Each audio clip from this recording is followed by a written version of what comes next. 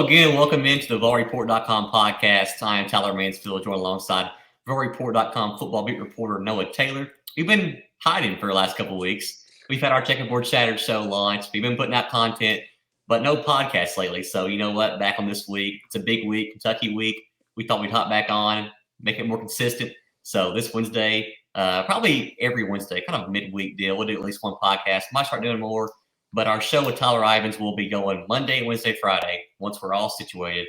Tonight, not sure if we'll have one, but we will on Friday 100%, working on graphics and things in that regard. But without further ado, we are back. Tennessee, 7-0, ranked third in the country, undefeated. Some big wins, Florida, LSU, Alabama, playing good football. Pittsburgh game was also another one, 4 ranked wins. There are 3 blowout wins. Well, were all blowouts. You know, they're non-Power 5 schools. One was FCS, but they're undefeated. Playing great football. Last week, UT Martin, 65-24. A lot of bench players played. It was actually 7-7 at one point. We're like, what's going on here? But they pulled away. Huge halftime lead. Second half, able to cruise. Hooker, put up the numbers. And he rode the bench and relaxed. Same for many starters. Noah, you were there at the game. I kept up, but wasn't there in Knoxville. I figured, double coverage for UT Martin. We still have plenty of work. We still have plenty of content. Your thoughts on that game? What did you see? What do you take from a game like that? I think injury-wise, nothing really bad happened. Maybe Taven Jackson, third-string quarterback, banged up. A couple others, but nothing too serious. Yeah, it went about as Tennessee would have wanted it to go. You mentioned the 7-7 there. Outside of that, it's pretty much what you'd expect for Tennessee to come out there. Offense clicked. Everybody just kind of seemed to do their thing that they've been doing the last couple of weeks. And then, they're in the second quarter on through the second half. You got to see some guys who haven't played a whole lot. You mentioned Taven Jackson. He got some reps there in the fourth quarter. Obviously, it was the Joe Milton show for much of the third. Pretty much went as expected. I think the biggest highlight of the day was obviously Hendon Hooker breaking Heath Schuller's consecutive game touchdown record. And then Princeton Fant just had an insane game, scored about every way possible on offense, except for catching the ball, which was funny because he's a tight end. And he dropped a sure touchdown early in that game and then went on to rush for 2 and throw for another. So those are kind of the biggest takeaways. It was a pretty easy afternoon for Tennessee. Not much to talk about there. That's a game you play, you move on. You don't overlook anybody.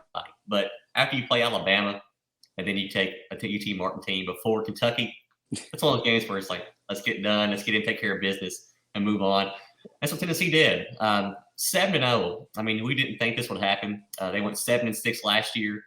We all said preseason, maybe 9-10 wins, be really good for them. And they're at 7 with still a lot of games to play. Obviously, Georgia's next week. We can't look ahead to that yet, even though it's going to be exciting. But Kentucky's a rivalry. It's a huge week. Kentucky so far this year, 5-2, 2-2 in the SEC. They beat Mississippi State 27-17 on October 15th. Bye week last week, so that helps them out. 2 weeks to prepare for Tennessee and their offense. They did lose 2 straight to Ole Miss and South Carolina, back-to-back weeks. That was when Will Levis was kind of banged up. Chris Rodriguez was getting back into form after being suspended. But since he's came back, Rodriguez, who everybody talks about, he's the anchor of that offense. 72 carries, 395 yards, 3 touchdowns in 3 games. That's pretty consistent numbers. Yeah. Great running back. He was suspended for the earlier part of the year, and now he's back in form.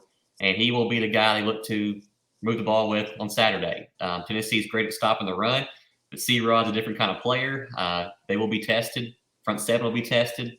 Kentucky, Will Levis, obviously, solid quarterback. Hasn't been his best year yet. I think the O-line has struggled at times throughout the year. That's really not on him. 114 for 164, 1,635 yards, 13 scores, but 5 picks. A 13-5 ratio is not a Hooker's 18-1. That's the comparison sets. Obviously, I think Hooker's a better quarterback overall, but draft boards don't agree with me. They have Levis up there. And I think Levis is really good. You beat Florida and other teams he's done. He's had some really good games. He's not consistent sometimes. There's a lot of picks. But no, Kentucky on paper, and this is an even matchup. Obviously, Tennessee is right now the 12.5-point favorite, and rightfully so. You're undefeated playing a 5-2 team. You're home. It's Neyland at night. Everything's on your side. They beat them last year in a fun atmosphere, fun game, high-scoring game. What do you see in this Kentucky team? I know we watched that game, the UK-Florida game, from a restaurant in Pittsburgh after our game that one night. What do you see on paper from the Cats? Can they compete with Tennessee? You think a rivalry standpoint helps with their chances? What do you see overall from that game, from this matchup, really? Yeah, you mentioned that night in Pittsburgh watching that game. That seems like a lifetime ago now, but yeah, I mean, it's a team that's drastically different than Tennessee in their approach. That was on the SEC coaches teleconference today. We tuned into that, and that's one thing that Josh Heupel and Mark Stoops were both asked about. Tennessee's score quickly, nonstop, and Kentucky's a little bit different. They're a little bit methodical. They want to drive the ball. That's going to be huge Saturday night because if they can run the ball consistently, which Tennessee's been really good at stopping the run this year, if they can run the ball consistently, extend drives, and obviously they're keeping the ball out of Tennessee's hands. The problem is nobody's had success doing that against the Vols this year. So I'd say, at this point, maybe Florida would be the most, just how run heavy they are. That's probably the team that I'd compare a little bit to who Tennessee has faced. And obviously we saw how that went with them.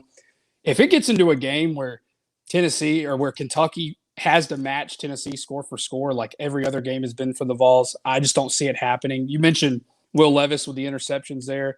I don't see him beating Tennessee with his arm. I know there's a lot of questions in Tennessee's secondary right now. A lot of guys banged up, some depth issues there. I don't see Will Levis being able to come out and just absolutely pick apart Tennessee with his arm and then match them score for score that way if the run game isn't there. Now, if Kentucky's able to run the ball with Chris Rodriguez the way he's been doing it since he's been back, I think he's had back-to-back 100-plus yard games the last 2 weeks for them. Obviously, a bye week, which was huge for them, extra week to prepare for Tennessee.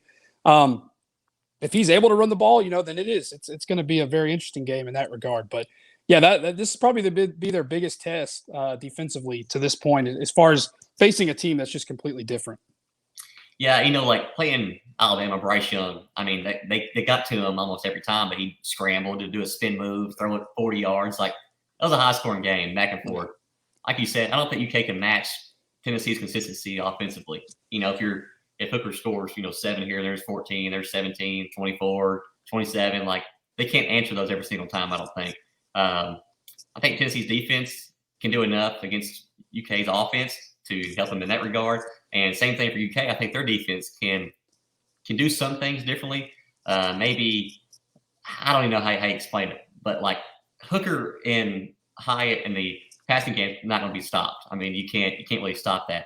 The running game can be, they can have held small and right to 100 yards rushing, but still, that shouldn't be an issue if you're throwing the ball through the air, picking up big yardage. So we'll see what happens in that regard. But this is a intriguing matchup again, a rivalry game. Tennessee's pretty much on the series for a long time. UK's only won I think it was twice in 10 years in that series, and in Knoxville, they don't win. It doesn't never happen. I think the last one was that season was it 2020? Yeah, I believe it was. The COVID year. Yeah, COVID year. Strange season. They won that game. Other than that one, it's been a long time. So I don't see it happening again. And we'll do picks later on this week. But this is double digits. Almost 2 touchdown point favorites for Tennessee. You're 7-0. The main thing is you can't overlook Kentucky. You can't say, all right, Georgia's next week. If we win this, we're going to be, might be number 2, might stay at 3. Depends on what Ohio State does against Penn State. And then, you go to Georgia and Athens. Game day could be there again. Your third time game day this year. SEC Nation could be there again. It's going to be a huge matchup. CBS, primetime, 3:30. We know all about that this year. A lot of 3:30 games this year for Tennessee for good reasons. In terms of overlooking an opponent, we know Tennessee is always, they're neutral. They could beat Bama, and on Monday they're like, all right, UT Martin, let's roll. Like nothing different. I think Heupel's done great about having his players buy into his approach to that. They don't get too high or too low after a win or a loss. But with Georgia in the back of their mind, do you have any sense that this game could turn into one of those trap games where, all right, next week, what that entails? Is there a chance that they look at Kentucky and say, oh, yeah, we'll be fine with them. We're 12-point favorites and kind of move on to Georgia, and then something bad happens? I don't see it happening, but what's your take on that kind of mindset? If it was any other team in the country, I think this would be the perfect setup for that because, like you said, Tennessee is a double-digit favorite. It's at home. Kentucky doesn't win in Neyland often. So it's got – but this Kentucky team is definitely a good Kentucky team. I mean, when they're at their best, they're really good, and they can certainly beat Tennessee in a game that you overlook them in. So Tennessee obviously can't afford to do it, but I just don't see them doing it. I think that you sit in on these press conferences during the week and after games, and these guys get up there and they say the same things over and over again. Well, yeah, you could call it coach speak, player speak, whatever.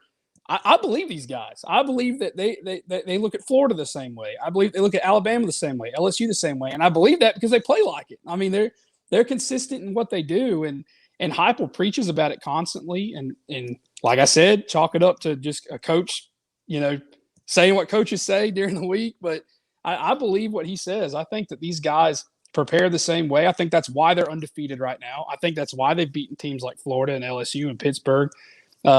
Despite those games being, very close. I don't think they're looking ahead to Georgia. I think that they're focused on this. Now, Saturday night, we'll be able to tell, the difference. But I think right now, I would say 100% that they're focused. They're dialed in on Kentucky. I 100% agree. I think the Heupel thing, the thing with him is that his players, they know his system. They buy into what they're trying to accomplish. But also, it's just crazy how, Hooker has the same attitude as Heupel. And other players do too. They celebrate, big wins over Bama and stuff.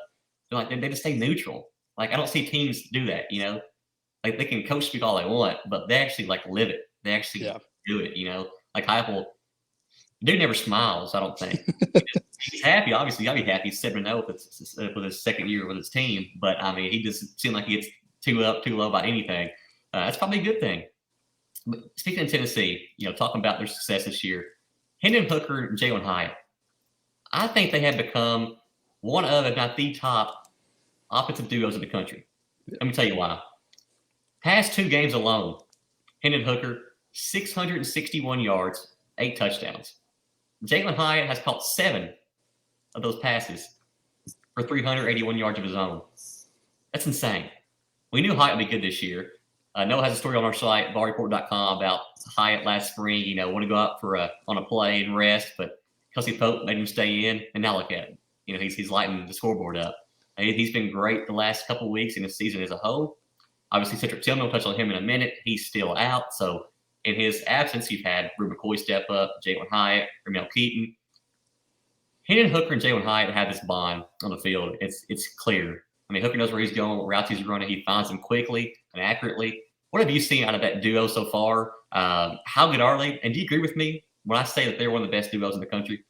Oh, yeah, absolutely. I think that's been the biggest key to their success, obviously. Just the system itself. But, I mean, having those 2 guys, I mean, you'd be hard-pressed to find anybody in the country that is as good as that duo right there. I mean, and he is stepping up in huge games. Jalen Hyatt. I mean, we knew coming into the season, Hendon Hooker was going to be good.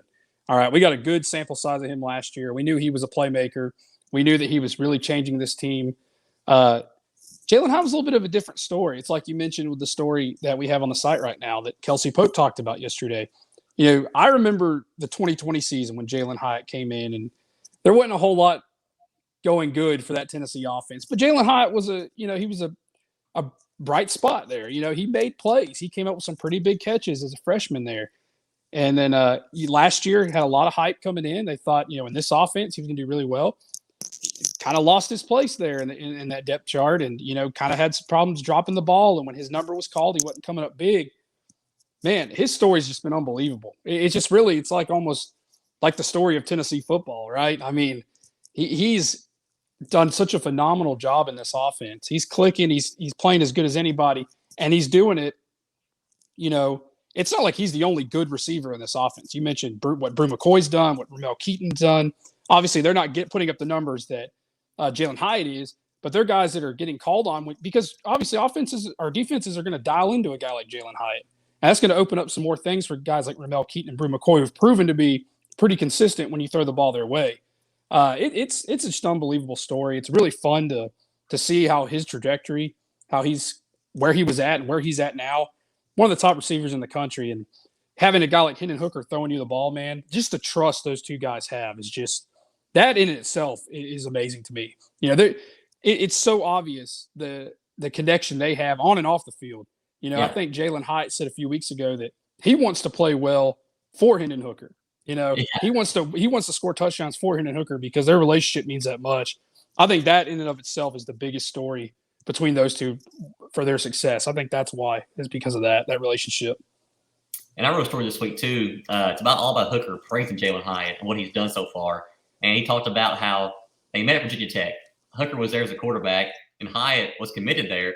And during his official visit, Hooker lived with Trey Turner in a house, and they were hosting Jalen that weekend. So his official visit was with Trey Turner. So Hooker's in the house with him, hanging out. He said they were hanging out the whole weekend, had a good time, learned about each other, and then from there, the relationship took off. And obviously, Hooker played there for a while. Hyatt ended up decommitting and went to Tennessee and been there. And then when Hooker wanted to go to Tennessee, when he was looking at schools from the portal, Hyatt was there, and that's the guy he knew there. So that connection helped out, and that's probably a reason why Hooker landed at Tennessee. Not saying it is the reason, but Hendon Hooker is now playing with a guy he's known for a long time, and they're excelling in an offense that's number one in the country. That's just like storybook type stuff right there. Speaking of story, we're talking about that, and then Hooker was like, when he came to Tennessee, one of the first practices or something, they were in the indoor facility throwing balls, and Jalen Hyatt asked if he could really throw the ball, and Hooker said, "Man, you came a couple games, saw me play." He's like, you know what I can do. Fast forward to now, they're one of the top duos in the country. It's been fun to watch. Oh, yeah. And I think, something you said there too, has there been a program, that has benefited as much from the transfer portal as Tennessee right now? I mean, you talk about, we know how the transfer portal works. If you've got a position of need, you can plug in a guy without having to, get him experience or get him to build into the system. You can get guys that have experience from other programs that come in and play right away. But what about the relationships you build through the transfer portal? Like you mentioned there with Jalen Hyatt and Hendon Hooker, how big was that relationship on a recruiting visit years ago at Virginia Tech? Chase McGrath, the hero of the Alabama game. Yeah. Man, he was here because Velus Jones transferred from USC to Tennessee. So, and you got to imagine the Brew McCoy connection as well with USC to Tennessee. So it's a pretty phenomenal story for all those guys getting a second chance, and Tennessee being that place. And I'm sure Heupel and the staff is really selling that when they're trying to recruit guys out of there. Yeah, you build relationships at the same time of getting these great players here, and relationships speak volume to what you can do successfully. And I mean, it happens. And one more thing, that story I wrote, a quote from Hooker to end the story, something great he said. He said, Jalen Hyatt is just really genuine, loves to have a good time. He loves to work hard. Everything he's put in through the offseason has shown from the field. And that's clear. We see what he's doing.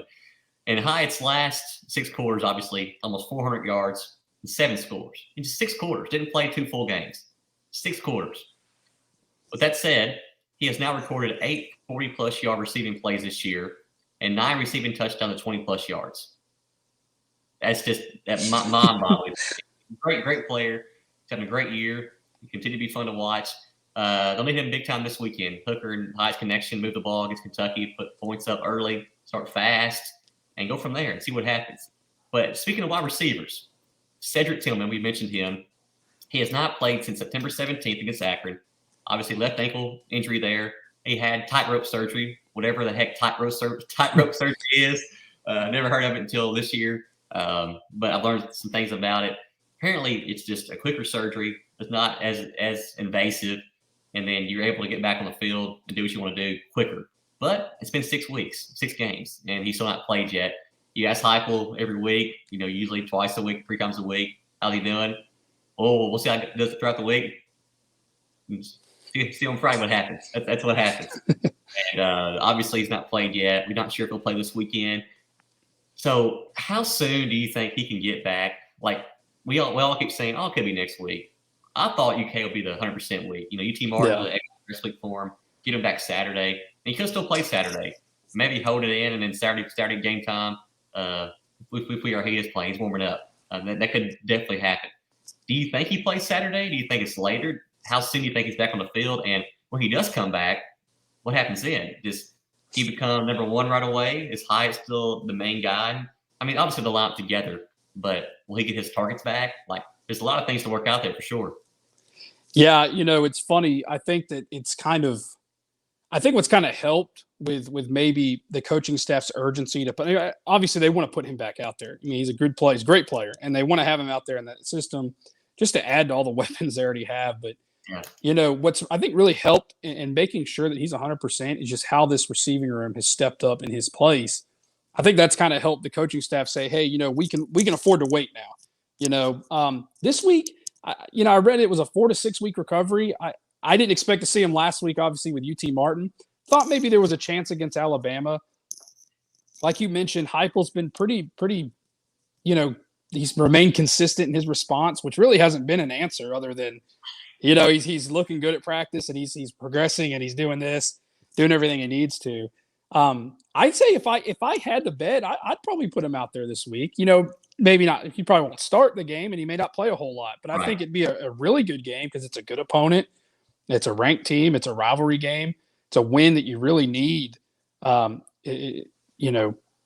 Given Tennessee's goals right now, which are getting bigger and bigger every week, you absolutely have to have this game. So this would be the game to put him in. And then, if you can get by without having to play him too much, man, he's even more rested for Georgia. He's got a game under his belt for the first time in 6 weeks.